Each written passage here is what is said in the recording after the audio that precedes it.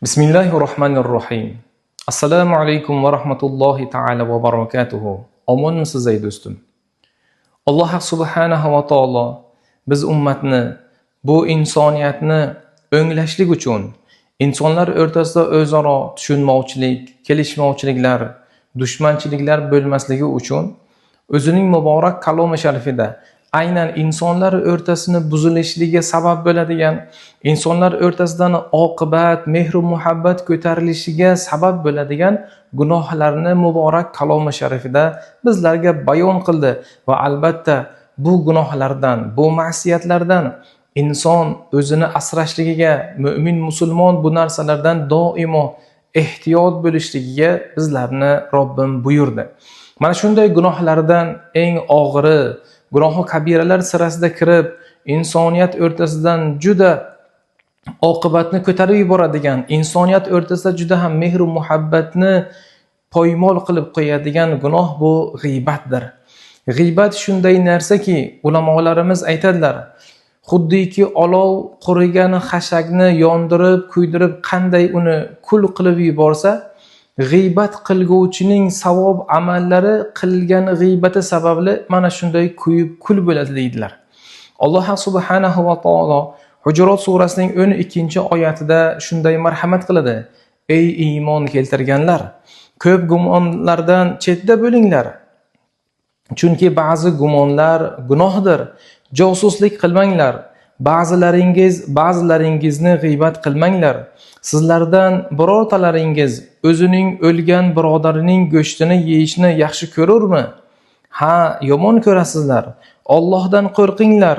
Albatta Alloh tavbani ko'p qabul qiluvchi, rahimli zotdir deya Alloh marhamat qiladi. Qarang, dar haqiqat inson g'iybat qilinishidan avval, insonning tiliga g'iybat kelishidan avval u gunohlar ketma-ketligi bo'lar ekan. Insonni avvalambor gumondan boshlanar ekan. Demak, biz g'iybatdan avval saqlanishimiz kerak bo'lgan narsa bir mo'min musulmon haqida, qo'ni qo'shni haqida, bir yaqin insonimiz haqida yomon gumondan qalbimizni, fikrimizni saqlashimiz kerak ekan. Nima uchun? Yomon gumonda bo'lishlik yomon gunohlarni olib kelar ekan. Qarang, birgina yomon, noto'g'ri gumonda bo'lishligimiz bizni o'sha insonimiz orqasidan gap poylashlikka, ya'niki josuslik qilishlikka olib kelar ekan va bu ikki gunoh esa bizni oxir oqibat g'iybatga olib borar ekan. G'iybat esa albatta savobli amallarimizni, bu dunyoda misqollab yig'ib yurgan oxiratimizga zahirai foyda bo'lsin deydigan ibodat va amallarimizni savobini kuyib ketishligiga sabab bo'ladigan gunohlar sirasiga kirar ekan. Shu uchun tilimizni tiyaylik. Bugungi kunda har zamonda bo'lgani kabi insonning uchrashuvlari, ozgina bo'sh vaqt topildimi, ozgina behuda vaqt topildimi, ozgina bir ayollarmi, erkaklarmi bir davrada ham suhbat, hamshin bo'ldilarmi, albatta u suhbatlarda g'iybat aralashmay qolmayapti. Albatta u suhbatlarda kimlarningdir hayotlari tahlil qilinyapti.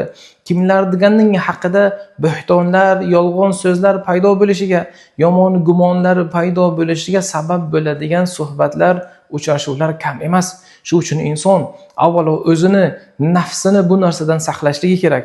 Zeroki bugun biz birov haqida yomon fikrdamizmi, yomon gumondamizmi, birov haqida yomon gap aytayapmizmi? Albatta bu narsa uning qulog'iga yetganda, bizni aytganimizni eshitganda bir tasavvur qilaylik. U inson qanchalar mahzun bo'ladi. Bizga nisbatan uning munosabati qay holatda bo'ladi? U yo'g'ida uning orqasidan xohlagancha bo'hton qildik, g'iybat qildik, tuhmat qildik, yomon gumonni paydo qildik. Endi u bilan ro'baro bo'lganimizda vijdonimiz qiynalmaydimi? Iymonimiz tirnalmaydimi? U inson oldida qanday yuz bilan tura olamiz? Shu uchun inson avvalambor xulqini o'nglashlikda tilini me'yorga solishligi, tilini saqlashligi juda lozim ekan. Zero Habibur Rahman bizni dunyo oxiratda yo'lchi yulduzimiz bo'lgan zot payg'ambarimiz Muhammad Mustafa sallallohu alayhi va sallam aytdilar: sizlar dunyo hayotingizda ikki narsani saqlashlikka va'da bersangiz, men sizga jannatga olib kirishlikka, jannatga kirishingizga va'da beraman dedilar. Birinchisi nima edi? tilingizni saqlang. Ikkinchisi, avratingizni asranglar. Ya'niki g'iybatdan birovni ko'nglini og'ritishi mumkin bo'lgan narsalarni da tilingizni aslo ishlatmang. Tilingiz sababli birovlarning hayotiga ozor kirmasin, qalbiga aziyat yetmasin. Va ikkinchisi, albatta nafsga berilib, shahvoniy nafsga berilib, o'zingizni, hayotingizni, oxiratingizni kuydirib qo'ymang deya Janobi payg'ambarimiz sollallohu alayhi vasallam bizlarga nasihat qilgan ekanlar. Demak, ummati Muhammad, ey do'stim, g'iybatdan ehtiyot bo'lmoq lozim. Ey do'stim, tilimizni tiyaylik.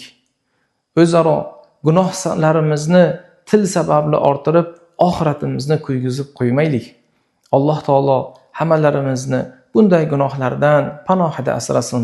Assalomu alaykum va rahmatullohi va barakatuh.